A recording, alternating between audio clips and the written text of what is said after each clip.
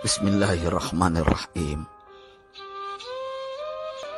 Pada suatu hari Rasulullah SAW ditemui oleh malaikat Jibril. Rasul pun bertanya, "Ada apa wahai Jibril?" Jibril menjawab, "Wahai Muhammad, sesungguhnya hari ini Allah Subhanahu wa Ta'ala sedang mengobarkan nyala api neraka, dan seluruh para malaikat amat ketakutan. Mereka tidak tahu harus bagaimana. Untung aku ingat," kata Jibril, "bahwa engkau Muhammad adalah sumber cinta dan sayang Allah Subhanahu wa Ta'ala kepada alam semesta. Dengan alasan itu aku kesini, bertabaruk mengambil berkah dengan cinta Allah kepada dirimu, ya Rasulullah, ya Muhammad." Rasulullah terdiam beberapa saat, kemudian bertanya lagi, "Wahai Jibril, ceritakan padaku bagaimana neraka itu sesungguhnya." Jibril menjawab, "Wahai Muhammad, neraka itu bagaikan lubang-lubang yang terdiri dari 7 tingkat. Jarak antara satu lubang dengan yang lain ialah perjalanan 70 tahun. Lubang paling bawah adalah lubang yang paling panas." Nabi SAW meneruskan pertanyaannya, "Lalu siapakah penghuni lubang-lubang neraka itu, wahai Jibril? Sampaikan kepadaku, Jibril." Jibril menjawab, "Lubang yang paling bawah diciptakan untuk orang-orang munafik. Lubang yang berikutnya untuk penyembah berhala.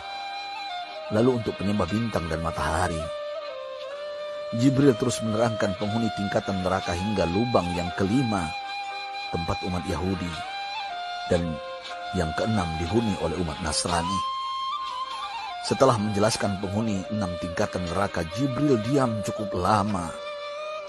Rasulullah SAW penasaran dan bertanya kepada Jibril, "Wahai Jibril, siapakah penghuni neraka yang ke-7?" Jibril diam saja tidak menjawab. Rasulullah SAW mengulangi pertanyaannya, tapi Jibril tetap diam.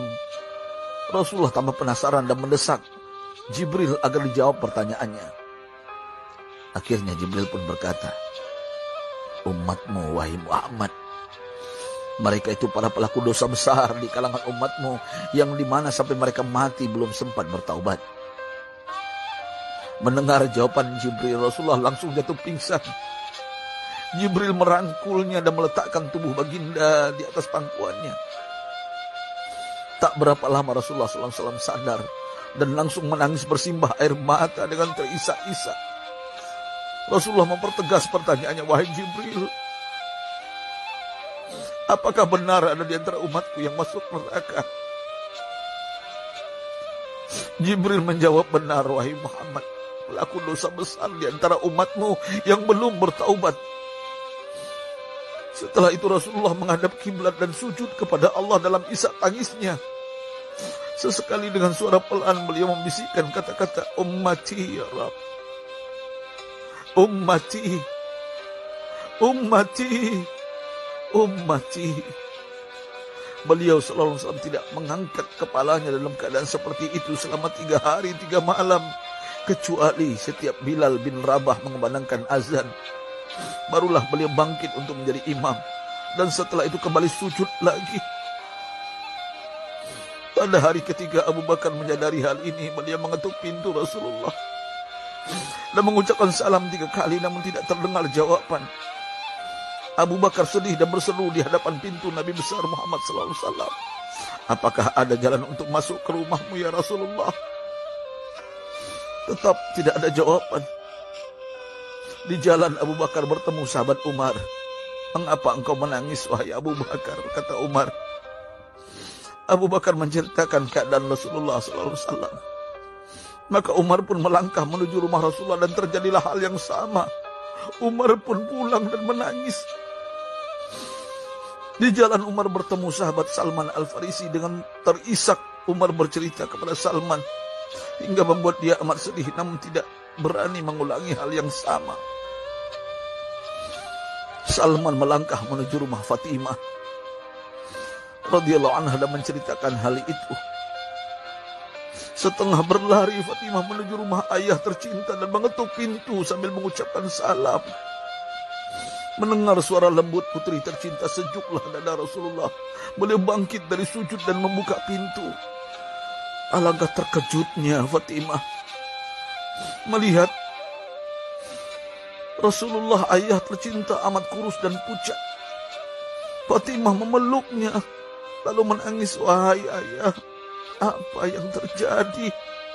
Mengapa engkau amat sedih seperti ini?" Rasulullah kembali menangis dan berkata dengan suara lirih, "Wahai Fatimah, belahan jiwaku.